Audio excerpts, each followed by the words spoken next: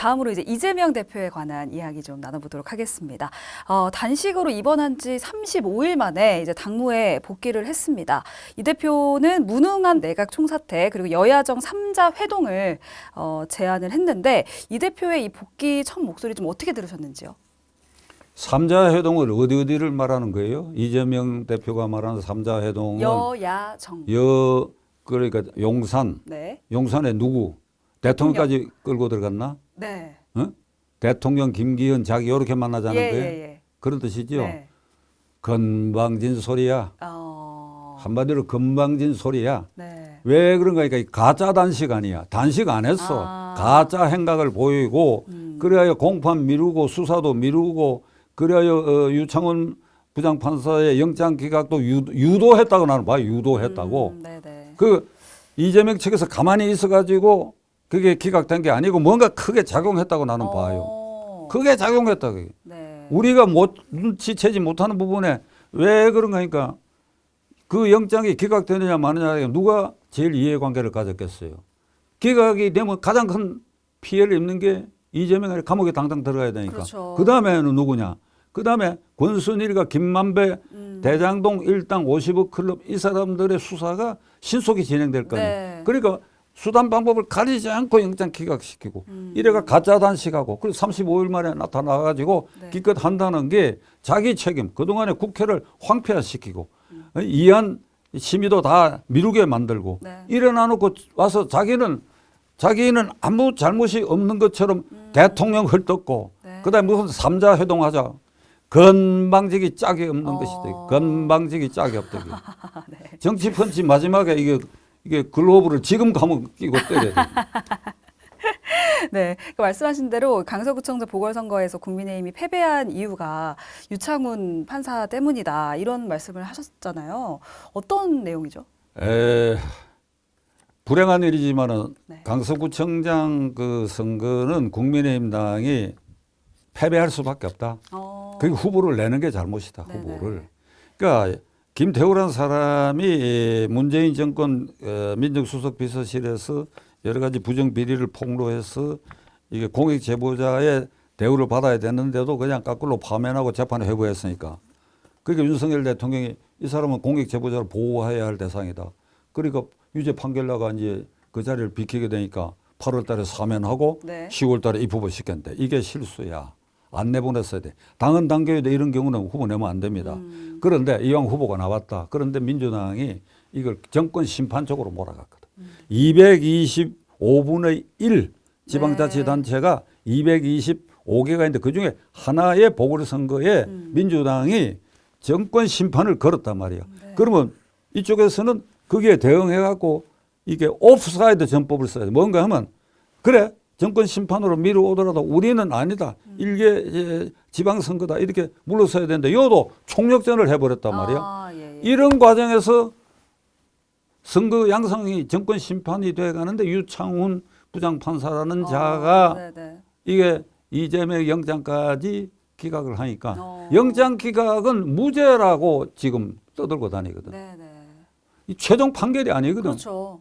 그러니까 이걸 무죄라고 해가 자 봐라 윤석열 정권의 검찰공화국 검찰 독재 여기까지 붙여가지고 이 선거 국면을 심판 쪽으로 정권 심판 쪽으로 몰았으니까 네. 17% 차이가 압도적으로 차이가 난 그 절대 공신은 유창훈이지 예. 그 말이에요. 네, 그럼 유창훈 요소가 없었으면 그런 차이가 난 안 났으라고 봐요. 그러니까 이재명 대표가 지금 사법 리스크가 굉장히 여러 가지가 있잖아요. 근데 그 중에서도 이제 선거법 재판 결과 이제 변호사님께서는 총선 직전에 무죄로 나올 수 있다 이렇게 좀 예고를 하셨는데 그 근거는 어떤 건가요? 간규태 부장판사가 이제 이재명 대표의 공직선거법 위반 사건을 맡고 있는데 네. 그게 작년 9월에 기소가 됐습니다. 예. 선거법 위반 사건은 1심이 6개월, 2심이 3개월, 예. 대법원이 3개월. 그러니까 물론 항소, 상고했을 때 1년 안에 결론이 나게 돼 있는데 네네. 작년 9월에 기소한 사건이니까 지금 1년 2개월째가 돼 가거든. 근데도 아직 결심도 안 하고 있고 재판은 계속되고 있다. 네. 요 상태가 그 강 부장 판사 자신이 공직선거법을 위반하고 있다. 그러니까 요 기한을 안 지켰다. 네. 기한 아무리 이재명이가 꾀병을 부리고 하더라도 이런 경우에는 꾀병 부리고 이럴수록 이게 밀집해서 신속 재판 절차를 회부해야 돼요. 네. 신속 재판 절차에 예. 일주일에 2번, 3번을 하든지. 그래 벌써 결론이 났어야 되는데, 그러니까 결론은 안 된다. 이게 안 되는데 이 강 부장이 이 공판을 연기하고 하는 이런 여러 태도를 봐가지고 이건 선입감이 이재명을 살려야 된다는 쪽에 서 있다. 아. 이렇게 판단하는 사람이 많고 저도 그렇게 판단합니다. 공직선거법 위반이 2개입니다. 거짓말 했다는 건데 김문기 성남시 개발처장을 모른다고 했다는 거고. 네. 그렇죠. 그다음에 이게 백현동 이게 형질 변경을 4단계 상향한 것이 건설교통부의 압력에 의한 것이라는 거. 요 2개가 거짓말로 기소가 됐는데 네네. 이재명 뭐라고 변명하는 거 하니까 김문기는 수시로 결제받고 해외여행도 같이 했는데 모른다 그런다고. 그게 뭐라고 하는 거 하니까 저는 안면인식 장애가 있다. 네. 배행카도 유치. 내가 배행카를 지금 4번째 보는데 예. 이거 지나가다가 아주 미인이 지나가는데 누구더라 이럴 수 있어요. 근데 이거는 부하로 늘 결제받는 사람이야. 근데 그렇죠. 자기는 안면인식. 그러니까 그런 정도 안면인식 장애면 시장도 하지 말고 대표도 하지 말아야지. 근데 네. 그 부분하고 이게 백현동 압력이 건설교통보다 하는 것에 대해서 나는 강 부장이 무죄 판결할 가능성이 높다는 게 이재명 편에 난 이미 기울어져 있다고 봅니다. 왜 기울어지는가 자세하게 내 말씀을 못 드리겠는데 공개적으로는 그럼 무죄 판결이라는 걸 이렇게 쓰면 됩니다. 모른다고 하는데 안면인식 장애가 있다라고 하는 피고인의 말을 믿을 수도 있다. 그럴 수도 있다. 네. 그럴 수도 있다 하면 무죄입니다. 그다음에 백현동 그것도 건설교통부에 외압이 있었다고 하는 건 건설교통부의 공문에 이건 시장 정결이다. 이렇게 말한 것이 외압으로 느꼈다고 하니 그럴 수도 있겠다. 그러니까 이게 말이죠. 네. 판사들이 무죄냐 유죄냐 할 때 딱 선입감을 가지고 이거 내가 처음부터 무죄해야 되겠다. 처음에 유죄해야 되겠다. 이러면 그대로 그렇게 적당히 씁니다. 이번에 영장 기각한 유창훈 부장도 마찬가지야. 10몇 시간 만에 기각 결정했는데 나가 보기에는 양쪽이 9시간 동안에 피고인 이재명 측과 검사 측이 막 증거를 갖고 싸웠잖아요. 나는 눈 감고 그 얘기 하나도 안 들었으라고 가정을 해. 그냥 듣는 신용만 하고 있다가 방에 들어가서 몇 시간 동안 끄적거려서 낸 게 그게 기각 결정이야. 그러니까 이게 아주 선입감을 갖고 했는데 자, 내가 이 두 사람에 대해서 의심을 갖는 것 중에 하나는 이게 김명수의 키즈들입니다. 키즈. 순한 양들, 길들인 양들이야. 그러니까 문재인 정권 쪽 그쪽 사람들의 사건에 대해서는 무죄, 집행유예, 보석, 영장기각 이게 다반사로 하는 게 이게 김명수 체제거든. 그 김명수 체제가 지금도 계속되고 있고 거기에 순한 양들 중에 하나가 유창훈이고 하나가 강규태다 이거야. 네. 그러니까 우리가 절대 신뢰할 수가 없다. 그런데 문제는 4월 10일이 선거인데 네. 이게 이제 오늘 이런 방송에서도 제가 왜 이렇게 늦추느냐 이런 소리를 듣고 예를 들어서 내년 2월 달에 법관 정기 인사가 있어요. 예. 그때 요 상태에서 미적거리다가 정기 인사되면 본인 날아가 버리면 후임이 들어와 가지고 4월 10일을 넘어갔지요. 네네. 이게 더 늦출 이유가 없는 사건인데. 그다음에 강규태 부장이 그 자리에 스테이 한다면 2월이나 3월 달에 무죄. 이재명의 공직선거법 사건은 무죄다. 이러면 이게 국민들과 국민의힘당에 어떤 충격을 주겠어요? 네. 어떤 충격을 주겠어요? 이재명 기세등등 해가지고 말이야. 이 검찰공화국이 나라를 옥죄를 하다가 무죄다 말이야.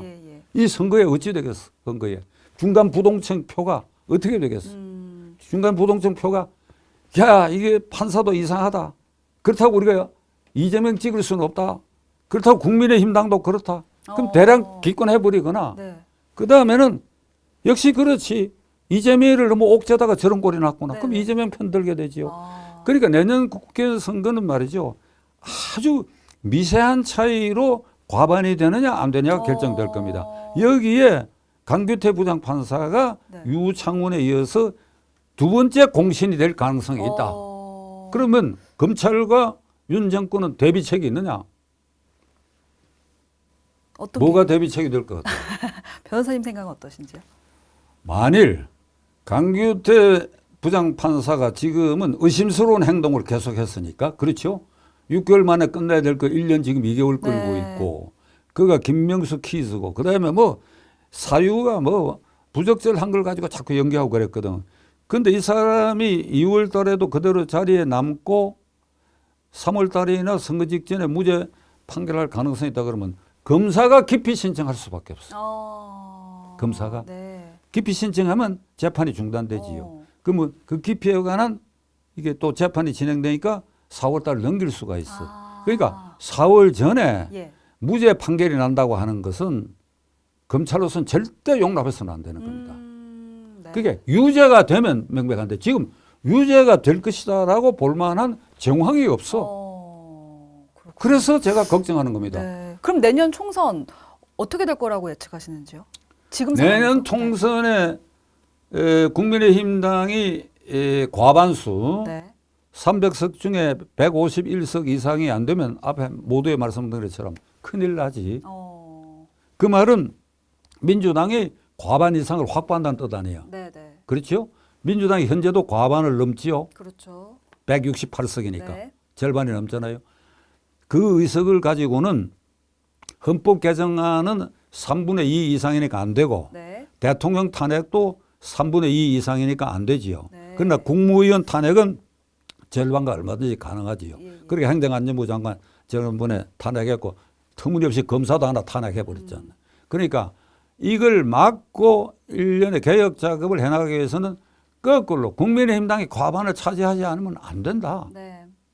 이게 절체절명이다. 네. 절체절명이라는 뭔가 하면 목숨을 걸고 내가 죽을지도 모른다 하는 그 순간에 와 있다는 뜻이야. 네. 국민의힘당이 사느냐 죽느냐, 윤 정권이 사느냐 죽느냐, 그게 걸려 있다 이거야. 네, 알겠습니다. 탄핵 이야기를 하셨는데 지금 민주당 원외 강성 인사들 중에 윤 대통령의 탄핵을 주장하는 분들이 있습니다. 추미애 전 법무부 장관, 전현희 국민권익위원장이 이제 윤 대통령 퇴진 집회에 참석을 했다고 하는데 지금 뭔가 윤 대통령이 탄핵을 이야기할 만한 어떤 법률 위반 사항이라든지 이런 일들은 전혀 없지 않았습니까? 추미애 전 법무장관 같은 강경파, 특히 추미애 전 장관이 지난주에 여기 서울시청 여기 나타나가지고 윤 대통령을 탄핵해야 되는데 민주당 의원들도 거기에 참가하라. 네네. 촛불시에 이랬잖아요. 예, 예. 지금 배행카 말대로 네. 배행카도 의심스러우니까 저한테 질문했는데 뭐가 탄핵 사유인지 나는 모르겠어. 네. 내가 법률가 입장에서는. 대통령을 탄핵하려고 그러면 헌법과 법률에 위반되는 행위가 있어야 되는데 그렇죠. 윤 대통령 뭐가 있는지 모르겠어요. 네. 이재명이라는 사람은 이번에 단식 끝내고 나가고 무능하다고 그랬거든. 그 무능한 게 탄핵 사유가 될 수는 없지. 네. 그런데 문제는 이게 좌파 강경파들이 말이죠. 작년 5월 10일 윤 대통령이 취임한 직후부터 탄핵을 하고 있는 게 지금 좌파야. 예. 그 중에 이제 뭐 민노총 이런 데는 말할 것도 없고 정의구현 사대단 천주교. 저도 천주교 영세받은 사람입니다. 근데 네. 11년째 교회 거의 안 나가는데 예. 정의구현 사대단의 신부들이 작년 9월 말에 전주에 있는 전주교구 주교자 성당에서 시국미사를 드리면서 윤석열 탄핵이야. 네. 그 다음에 금년 봄에 들어왔고 다시 그런 시국미사를 하는데 그중에 어떤 신부가 윤 대통령이 그때 해외 순방 중에 있었는데 귀국길에 비행기 떨어져라고 얘기했어. 저는 영세받은 신자로서 네. 용납할 수 없는 일이야. 예. 천주교 신부라고 하는 것은 예수의 사도고 신품을 받은 사람들인데 이게 어떻게 미사 중에 그런 말을 할 수 있냐. 예. 그러니까 이게 이게 지금 민주당의 현역 의원 가운데 대놓고는 얘기 안 하지만은 탄핵의 길로 갈 수 있다 이 정도는 얘기를 하는데 이제 추미애 전 법무장관은 여기 시청 앞에서 지난 토요일 날 부러지게 얘기했거든. 근데 누가 이렇게 얘기를 했어요.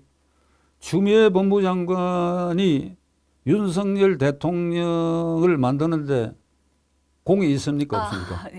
있죠. 내가 그 선거 직후에 공개적으로 네. 윤석열 대통령이 0.73%를 예, 이기는데 1등 공신은 추미애라고 얘기를 했어.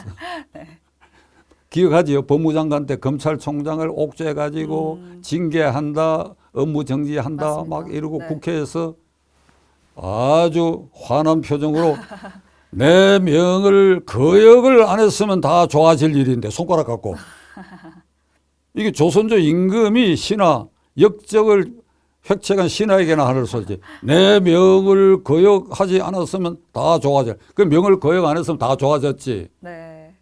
그러니까 명을 거역했으니까 결국 대통령 됐다고. 그럼 그 명이라는 게 허황되고 가짜 명이거든. 그렇잖아요. 왜 멀쩡한 검찰총장을 징계 여부하고 업무 정지하냐. 그러니까 이번에 쭉 아까 이제 천주교 신부 얘기도 하고 좌파들이 탄핵 얘기도 했지만은 네. 지난 토요일 날로 추미애 전 법무장관이 윤석열 대통령 탄핵한다고 함으로써 내년 4월 10일 선거는 윤석열 대통령의 국민의당이 압승하지 않겠느냐. 그렇게 예상하시는 건가요? 추미애 장관이 그렇게 응원을 해주니까. 오히려 이런. 오히려 네. 터무니없는 걸로 응원해주고 네. 또 추미애 장관은 그런 이 징크스적 그 체험자거든. 네. 그 뭐 말을 하면 민주당에 불리하고 반대쪽에 이익을 주는 말만 계속 해왔으니까. 이번에도 또 이게 네. 민주당을 위하는 것처럼 했지만 실제로 그게 아니고 이쪽이 됐다. 탄핵을 이야기할수록 그러니까, 국민의힘에게는 득이 이번에 된다. 내년에 국민의힘 과반이 넘게 되면 그 공신의 일부 몇 사람 중에 추미애 장관 되나.